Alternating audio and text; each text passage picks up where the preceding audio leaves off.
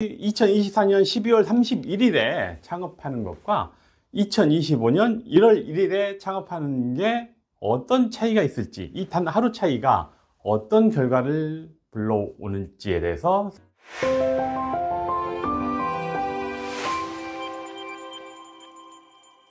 안녕하십니까, 시선파트너즈 김 대표입니다. 오늘은 창업을 계획하고 계신 분들이 있으시다면 2024년에 꼭 창업하셔야 할 이유에 대해서 설명드리는 시간 갖도록 하겠습니다.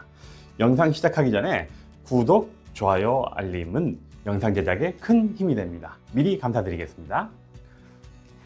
2024년 12월 31일에 창업하는 것과 2025년 1월 1일에 창업하는 게 어떤 차이를 나타내는지, 어떤 결과를 가져오는지에 대해서 설명드리도록 하겠습니다. 복잡한 설명이 아니라 간단하게 한마디로 표현드리면 작게는 수천만 원, 많게는 수십억 원의 혜택의 차이를 불러올 수가 있습니다. 무슨 소리냐? 무슨 근거로 그런 말씀을 드리냐면, 관련된 내용은 창업 중소기업 세액 감면 제도라는 혜택을 주는 제도 때문입니다. 이 창업 중소기업 세액 감면은 조세특례제한법에 규정이 되어 있는데요. 조세특례제한법 제6조 창업 중소기업 등에 대한 세액 감면에 규정이 되어 있습니다. 이 규정의 내용은 창업 중소기업으로 인정받은 기업이 해당 사업에서 최초로 소득이 발생한 과세년도와 그 다음 과세년도의 개시일부터 4년 이내에 끝나는 과세년도까지, 예를 들면 최초로 2024년에 창업을 하셨고 그 해에 소득이 발생하였다면 2024년 그리고 그 다음 과세년도의 개시일부터 25년, 26년, 27년, 28년까지, 그래서 24년부터 28년까지 총 5년에 대해서 해당 사업에서 발생한 소득에 대한 소득세는 개인 사업자일 경우는 소득세고요, 또는 법인일 경우에는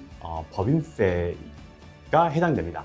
그 소득세 또는 법인세에 따로 규정한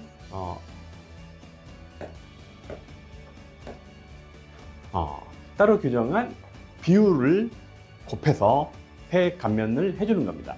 이 규정은 수도권 과밀 억제권역과 수도권 과밀 억제권역 밖으로 구분이 됩니다. 수도권 과밀 억제권역은 보시면 여기에 색깔이 칠해진 부분, 서울을 중심으로 서울과 붙어서 인근에 붙어 있는 도시들이 대부분 포함되어 있습니다. 여기에서 서울과 붙어 있지만은 이제 이 과밀억제권역이 아닌 곳 중에 하나가 김포시, 그리고 남양주시도 일부는 과밀억제권역이고요, 남양주시의 일부가 제외가 되고, 그리고 여기 대표적으로 용인이나 이런 곳이 수도권 과밀억제권역 밖으로 규정이 되어 있습니다. 이 나머지는 전부 다 이 전체가 수도권인데 수도권 중에서도 과밀억제권역을 구별하고 있습니다. 그러면 그 차이는 뭐냐면, 수도권 과밀억제권역 밖의 경우에 만약에 창업을 한다면 기본적으로 일반적으로는 아까 말씀드린 5년 동안 법인세, 소득세, 법인세의 50%를 감면을 해주도록 되어 있고요.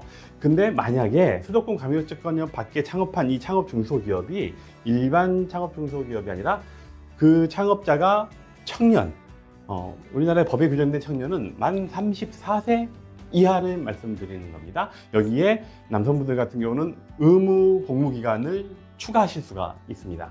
만 34세 이하의 청년이 창업한 수도권 과밀억제권역 밖에서 창업을 했다면 5년간 소득세, 법인세가 100% 감면이 됩니다. 세금을 한 푼도 내지 않게 되는 거죠. 그리고 수도권 과밀억제권역 같은 경우는 일반 기업은 아예 혜택이 없고요. 아시겠지만 이제 이렇게 하는 건 수도권의 혜택을 줄여서 집중도를 낮추기 위한 거고요. 근데 수도권 과밀억제권역이어도 청년의 경우에는 50% 혜택이 있습니다. 이런 혜택을 주는 창업 중소기업 세액 감면 제도가 올해 이 감면 제도가 모든 업종이 되는 건 아니고요. 총 18가지 해당되는 이 업종에 해당되는 업종이 혜택을 받을 수 있습니다. 광업, 제조업, 대표적으로 제조업이 있죠. 제조업, 여기 보면 통신 판매업도 있습니다. 스마트 스토어나 이런 것들 말하는 거죠. 통신 판매업, 음식점업도 있고요. 기타 18가지 업종에 해당된다면입니다. 예를 들어서 그냥 일반 도소매라든가 여기에 해당되지 않는 사업 업종은 이제 제외고요. 여기에 해당된다면 이 혜택을 보실 수가 있습니다. 그렇게 혜택 주던 제도가 올해 발표된 세법 개정안에 창업 중소기업 세액 감면 제도 합리화라는 명목으로 조정안이 올라왔습니다. 사실 올해 세법 개정안의 가장 중요한 이슈, 많은 분들의 이목을 끌고 집중도가 높았던 이슈는 사실 상속증여세와 관련된 내용이 대부분이었습니다. 근데 그 안에는 세법 개정안에는 여러 가지 내용들이 반영되어 있는데 그 중에서 생각보다 많이 관심도를 끌지 않았던 내용 중에 하나가 이 창업 중소기업 세액 감면 제도입니다. 이게 어떻게 바뀌었냐면 이거는 지금 아까 말씀드린 기존 안이고요. 이 기존 안에서 이렇게 바뀌었습니다. 수도권 과밀 어채권역은 그대로 적용이 되고요. 이 수도권 과밀 어채권역 밖을 조절을 하였습니다. 아까 수도권이지만 수도권 과밀 어채권역 바뀐 지역이 있었죠. 대표적으로 용인이나 이런 곳을 말하는 거, 용인, 김포 같은 곳을 말하는 건데요. 그 용인이나 김포 같은 경우는 이 수도권 과밀 어채권역은 아니지만 수도권으로 포함해서 원래 받던 혜택에서 25%씩 차감하는 혜택을 줄이는 조정안이 나왔습니다. 이 혜택을 줄이는 조정안이 사실 여러 가지 의미가 있는데 25%든 75%든 특히 청년의 경우에는 굉장히 타격이 조금 있는 편입니다. 왜냐하면 100%를 감면받는 것과 75%를 감면받는 건 이 창업 감면은 최저한세라는 제도를 적용을 받습니다. 최저한세는 자세한 내용은 따로 설명드리겠습니다만 간단하게 말씀드리면 아무리 감면을 받더라도 감면 공제들을 적용받더라도 원래 그게 없었다면 내야 될 세금의 일정 금액은 반드시 일정 비율은 세금을 이만큼은 최저로 내야 된다, 미니멈으로 내야 된다라고 해서 최저한세라고 표현을 합니다. 근데 이 100% 아예 100% 감면을 받는 경우에는 이 최저한세에서 완전히 배제가 됩니다. 아예 산정 가능한, 비율 가능한 적용 가능한 이제 세금이 남아있지 않기 때문이고요. 이 100이 아닌 경우에는 전부 다 다른 감면하고 합쳐가지고 봤을 때 원래 냈어야 될 비율보다는 더 혜택을 추가로 받을 수는 없다라는 게 최저한세 적용입니다. 그러다 보니까 75% 감면이 실제로는 적용되지 않을 가능성이 굉장히 높습니다. 그래서 온전하게 이 자체만으로도 혜택의 감면이 있을 가능성이 높다는 거 미리 말씀드리고요. 그리고 추가로 원래 없던 건데 있던 걸 바꾼 게 아니 조정한 게 아니라 없던 건데 새로 생긴 게 있습니다. 이 새로 생긴 거가 뭐냐면 없던 게 새로 생겼습니다. 없던 게 바로 감면 한도가 생겼습니다. 이전에는 이렇게 감면을 받은 금액이 얼마가 되든지 간에 그 제한이 없어서 몇십억이든 몇백억이든 감면을 받을 수가 있었습니다. 특히 청년 같은 경우에는 100% 감면이면 사실 그 규모가 굉장히 크죠. 근데 이 새롭게 내년부터는 감면 한도를 연간 5억 원으로 제한을 하였습니다. 5억 원으로 제한을 했다는 얘기는 뭐냐면 이전에 5억 원을 훨씬 넘어서 혜택 받은 경우가 많이 있었다는 얘기입니다. 그 많이 있었던 거를 감면을 조정한다라고 보시면 될 것 같습니다. 실제로. 그래서 상당히 의미가 있는 거고요. 이 두 가지 조정은 적용 시기가 위에 말씀드린 25%씩 조정하는 거는 사실 26년도부터 적용이 되고요. 26년 창업분부터 적용이 되고 바로 내년부터 적용되는 거는 이 연간 5억 원에 해당되는 이 미니멈 한도에 대해서 최대 한도에 맥스 한도에 대해서는 내년부터 바로 적용이 됩니다. 그래서 올해 창업하시는 분들은 이 모든 게 적용이 안 되고요. 내년에 창업하신 분은 이게 바로 적용되고 내후년에 창업하신 분은 이 위에 것까지 적용이 될 겁니다.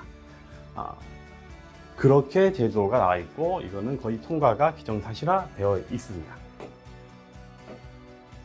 네, 조금 전에 설명드렸듯이 세법 개정안이 그대로 조정이 통과가 된다면 어떤 분들이 영향을 받고 어떤 분들이 창업 시점에 대한 고려를 적극적으로 해야 되는지에 대해서 안내해 드리도록 하겠습니다. 대표적으로 당연히 2025년 멀지 않은 가까운 시기에 창업을 이미 계획하고 계신 분들은 반드시 2024년에 창업을 하시기를 적극적으로 권장드립니다. 관련돼서 어떤 의미를 갖는지는 바로 이어서 설명드리겠습니다. 또 한 쪽은 우리 병의원 원장님들 중에서 의료 외 사업을 별도의 법인으로 MSO 법인으로 운영하고 싶으신 원장님들, 그 MSO 법인을 가족법인으로 활용하고 싶으신 원장님들이 많이 계십니다. 그 원장님들께서도 계획을 하고 계시고 곧 하실 계획이시라면 2024년도에 창업하시기를 적극적으로 권장드립니다. 마찬가지입니다. 원장님 MSO 가족법인도 그 MSO 항목이 창업 감면 대상되는 업종일 경우 그게 제조업일 수도 있고요. 원장님이 많이 하시는 광고 마케팅업일 수도 있습니다. 심지어 컨설팅업도 해당되고요. 부동산 빌딩을 관리하시고 소유하고 계신 원장님들 또는 소유할 계획이 있으신 원장님들이 많이 운영하시는 사업시설 관리 법인도 해당이 됩니다. 그래서 원장님들도 적극적으로 창업 시점에 대한 고민을 하시기를 권장드립니다. 그러면 이게 어떻게 대응하고 어떻게 창업에 대한 개념을 잡을지에 대해서 설명드리도록 하겠습니다. 일단은 2024년에 일단 창업을 하시기를 다시 한번 말씀드립니다. 특히 아까 말씀드린 25년에 창업을 계획하고 계시거나 멀지 않은 시기에 MSO 법인을 계획하고 계신 분들은 관련된 창업 감면이 가능한 업종으로 창업을 우선 하시기를 권장드립니다. 이렇게 말씀을 드리면 사실 많은 분들이 이렇게 어떻게 말씀하시냐면 아니 창업 감면이 어차피 5년인데 24년에 창업을 하면 그 5년 중에 한 해를 날리는 거 아니냐, 얼마 남지도 않았는데, 이렇게 말씀하시는 대표님들이 계시는데요. 다시 아까 설명드린 조세천의 제한법을 자세히 보시면 이 5년의 기산일이 규정이 되어 있는데요. 5년을 시작하는 기산일이 언제냐면 해당 사업에서 최초로 소득이 발생한 과세년도, 무슨 얘기냐? 창업을 한 해부터 무조건 5년을 하는 게 아니고 창업을 했지만 소득이 예를 들어 2024년에 창업을 했는데 25년부터 여기서 소득의 개념이라는 거는 이 사업을 통해서 한 해 결산이 플러스가 된 상태를 말하는 겁니다. 그 플러스가 첫 해는 마이너스이고 두 번째 해 2025년에 플러스가 난다면 그 25년부터 창업 감면 5년을 기산을 하게 됩니다. 그 얘기입니다. 25년이 아니고 26년부터라면 26년부터 5년을 계산하게 됩니다.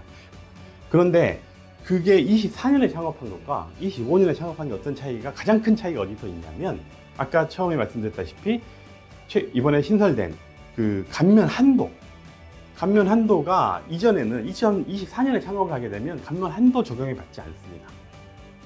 근데 2025년으로 넘어오게 되면 감면 한도가 5억 원으로 맥스로 지붕이 씌워지게 됩니다. 그러면 사업이 성장을 해서 좀 더 큰 성과를 내더라도 그 혜택을 꽤 많이 놓칠 수가 있습니다. 그렇기 때문에 일단은 지금 24년에 창업을 해놓는 것과 안 해놓는 것은 차이가 크다는 말씀을 드립니다. 일단 창업하시고 관련된 업종을 창업하시고 어떻게 준비하시고 하는 거는 그 준비하시는 기간 동안 시간을 보시고 감면 혜택 적용은 24년 과거로 적용을 받기를 적극적으로 권장드리는 바입니다. 그래서 일단 24년에 일단 창업을 하시길 바랍니다. 이거는 원장님들 MSO도 마찬가지입니다. MSO도 같은 논리가 적용돼서 창업감면과 관련돼서는 모두 똑같이 적용이 됩니다. 그리고 우리 원장님들 중에 MSO 가족법인을 통해서 MSO 가족법인의 벤처투자 소득공제를 접목시키기를 바라시는 원장님들도 많이 계십니다. 최근에 관심이 많이 높아지셔서요, MSO 가족법인의 벤처투자 소득공제를 함께 결합시켜서 원장님 개인 소득세를 직접적으로 절세하는 안에 대한 시도를 많이 하고 있는데, 그것도 창업감면하고 별개로 그 벤처투자 소득공제를 올해 소득분부터 적용받고 싶으시면 사실 올해 안에 이 벤처기업과 투자 행위가 이루어져야 되기 때문에 이거는 일정 기한 시간이 조금 더 필요해서, 사실 올해부터 이 MSO 가족법인의 벤처투자 소득공제를 적용하기 원하신다면 그 시간이 많지 남지 않았습니다. 지금부터 아무리 늦어도 10월 셋째 주? 아무리 늦어도 10월 말 안에까지는 저희 히스턴 파트너즈에 연락을 주시길 바랍니다. 연락 주셔서 의사결정이 그때까지는 의사결정이 끝나야지 그나마 방법을 찾아볼 수 있기 때문에, 이 영상을 보시고 그 보시는 시점이 10월 달이라면 지금 바로 영상 아래에 있는 그 연락처 정보를 통해서 문의를 주시기 바랍니다. 관련돼서 어떻게 대응 가능한지 자세한 상담 드리도록 하겠습니다. 자, 지금까지 쭉 다시 창업감면제도가 세법 개정안이 적용되는 것에 따라서 어떤 영향이 있는지에 대해서 설명드렸고요. 그 영향은 결국 24년이냐 25년이냐, 심지어는 그게 26년이 되면 더 그 금액이 커지게 될 겁니다. 그 차이가 결국은 작게는 수천만 원, 많게는 수십억 원의 혜택의 차이를 가르게 됩니다. 그래서 2024년에 창업을 계획하고 계신 분들은 꼭 2024년에 일단 창업을 하시기를 적극적으로 권장드립니다. 지금까지 2024년에 창업을 해야 할 이유에 대해서 설명드렸습니다. 긴 시간 시청해주셔서 감사드리고요. 관련된 자세한 문의가 필요하시면, 궁금증이 있으신 거는 아래 댓글과 아래 영상 정보에 남겨진 연락처, 문의처로 연락 주시기 바랍니다. 네, 긴 시간 감사합니다.